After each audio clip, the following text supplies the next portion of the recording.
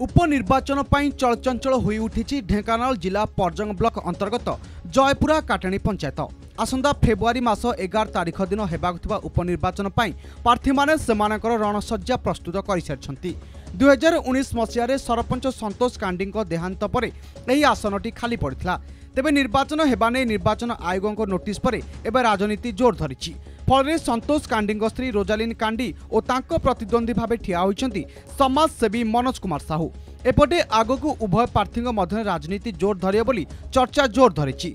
आसंता 11 तारिख में दुई प्रार्थी भाग्य निर्धारण करेंगे 11टी वार्डर 3087 जन भोटर। राजनीति को नहीं पंचायत एवं संपूर्ण सरगरम हो उठी।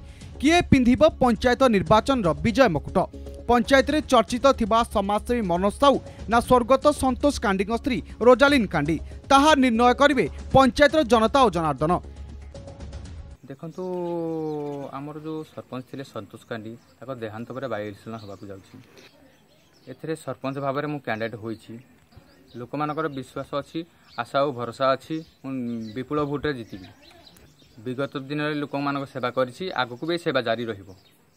एठिकार तो देखो आज्ञा जो पंचायत ओभर निर्वाचन होगा जाऊँगी संतोष कांडी देहांत होगला।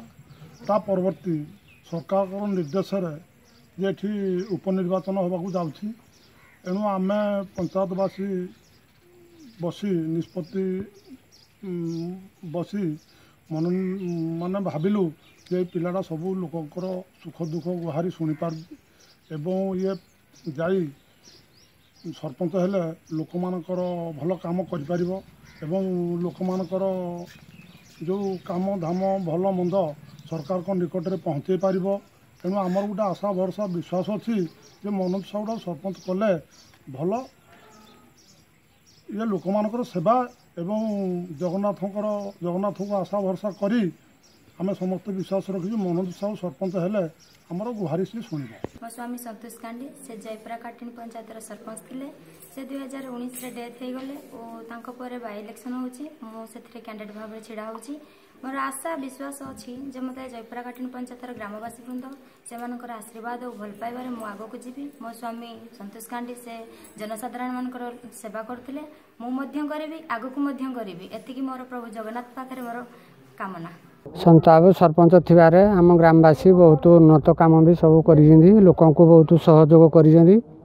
से मरिया परे तांको स्त्री को आम भी कैंडिडेट करूँ जितिया भी बहुत लोकंकर आग्रह सहकार लगी लोकंकर सेवा काम सब करेंगे बोली आम आशा करूँ। आम सरपंच रोजालिन कांडी बहुत वोट्रे जितिए बोली आशा करूँ। ढेंकानाल जिला कामाख्यानगर भूपेश कुमार राउत, कोणार्क न्यूज।